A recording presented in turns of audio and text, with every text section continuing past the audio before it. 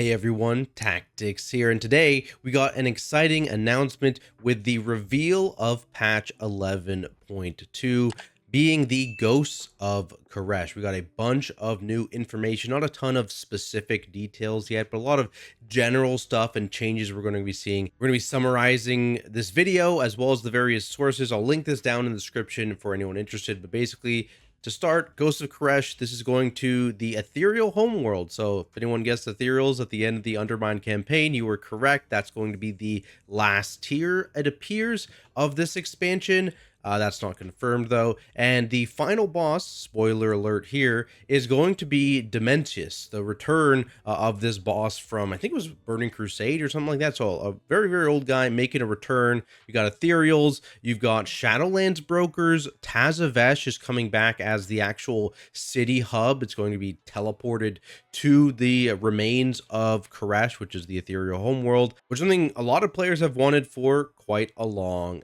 time. So let's get into the specific details of the PvE stuff. We, of course, I'm going to have a new raid.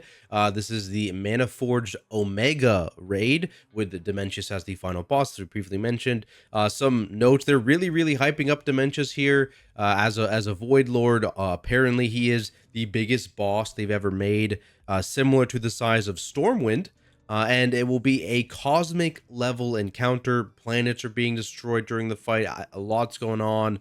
So I am excited to see how that boss fight ends up. Sounds really cool. Again, this is going to be an 8 boss encounter, similar to the rest of the raids in this expansion. There's also going to be a new delve as well. Again, it's ethereal themed. It actually takes place in the Azure Span, so back in Dragonflight. And the new nemesis for this season is a familiar face in Nexus Princess Kaiveza. So we're going to be facing off against her 1v1 once again. Now let's talk Mythic Plus dungeons, because of course we do have the new dungeon pool. We have the one new dungeon in Ecodome Aldani, taking place in one of those big domes from like Netherstorm, which has like different biomes inside of it. So that's going to be cool. We of course have the 4 dungeons that were voted for recently, so Dawnbreaker, Arakara, Floodgate, and Priory. And then we have 3 returning dungeons from Shadowlands, so both Tazavesh dungeons, which makes sense with the brokers playing a big part of it, and of course Tazavesh just being the new city hub of this part of the expansion, so that makes sense. And then we also have a fan favorite in Halls of Atonement, so a bunch of Shadowlands dungeons coming back, but I think people are going to be pretty happy about this. I'm pretty happy. I think these are 3 pretty solid dungeons. You get a new dungeon, and then you get the fan voted dungeons, which I think is going to be a pretty good season. I'm looking forward to it. And on top of that, another reason I'm looking forward to the season is Blizzard has talked about changes to checkpoints coming next patch, and they said they want to revisit how they look at checkpoints. This has been a big pain point for me specifically. I've talked about this, especially like leading up to season 2, how some checkpoints are just terrible. Why aren't they obvious? Why aren't they, more frequent? And they're going to be taking some things from delves where you have those summoning stones of checkpoints. They're going to be adding these larger obvious checkpoints, and they're apparently going to be more frequent in the dungeon. So we'll have to see how that shapes up, but hopefully it is just positives for dungeons and dungeon checkpoints. Now, while we're on the topic of dungeons, there is a pretty big change I can drag in here that they're doing with this patch. So as people know, there is that kind of dead week at the beginning of the patch where not a lot is available, and Blizzard is trying to add more stuff to be available in that week. And so what they're doing is, first week of the patch, before raids are open, before Mythic Plus is open, you're going to have non-bountiful delves are going to have their rewards maxed out and available.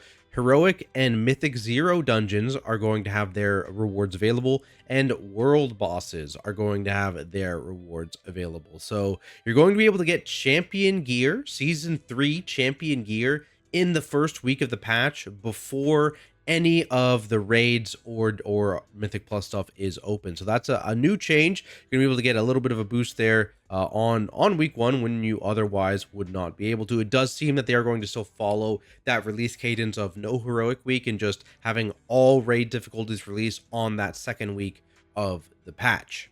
From there, let's talk about tier sets, and there is going to be something new. So this is actually what we thought was going to happen in season 1. We talked about this a little bit. They mentioned it but the tier sets are going to be based on hero talents instead of specs. So for example, they used a warrior as the one example they provided here. There's going to be a tier set for Colossus, a tier set for Mountain Thane, and a tier set for Slayer. So if you're a protection warrior, if you're Mountain Thane, you'll have a different tier bonus than if you're Colossus. So different tier bonuses per hero specs here. You're going to get to choose between the two, I guess, kind of. Obviously, if you're still just going what sims the highest, you're going to have the one choice.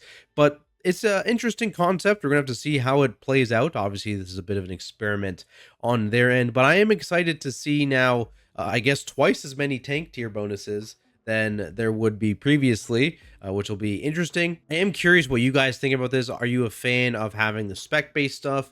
Do you like the hero talent stuff, even though it might be less spec specific and more general? Let me know down in the comments below. But that's not the only gear stuff coming in this new patch. There's also going to be a new artifact item. So there's going to be this cape called the Reshi wraps, which you can upgrade over the course of the campaign in the patch. And this has a lot of impact on the world. There's this thing called phase diving, which is some new world event where you can like see this like separate like untethered space and like hunt bosses and stuff like that. You can use it to interact with things in the delve, the dungeon, and the raid apparently, which will be interesting to see if there's like mechanics that interact with that. And they are definitely learning from the mistakes of previous artifact items where the upgrades are going to be warbound and weekly, and there is going to be catch up available immediately, so you don't need to worry about some of these systems, even like the dinar system that came in patch 11.2 or 11.1 rather, didn't have catch up immediately. This is going to have catch up right away, and you're going to be warbound as well. So shout out warband system, love that. Of course, it's a major patch, so we're also going to be getting some major class adjustments. I believe they mentioned it in this article, actually down at the bottom, but the long-awaited Brewmaster Monk rework is happening, and there's also going to be some stuff for Shadow Priest, Frost Death Knight, and Unholy Death Knight rework again. Maybe not rework, but significant talent adjustments and spec adjustments are coming to those 4 specs specifically. There's probably still going to be minor stuff to other specs, but Brewmaster Monk's probably going to be pretty happy to see their name on this list because it is definitely long awaited, exciting to see. We don't currently have the PTR up yet, but of course when the PTR does come up, I will be playing that a ton. I'll be testing all the tank specs, I'll be testing all the PTR raid fights, the Mythic Plus dungeon pool, so make sure you stop by either my YouTube or my Twitch at Tactics and check me out when that is going on. Tons of content is going to be happening. I'm super excited. Of course, we've got the dungeon guides and the raid guides coming as well. As always, I have to shout out all my amazing Patreons for the support, for making all that content possible. So thank you guys so much, and I'll see everyone in the next video.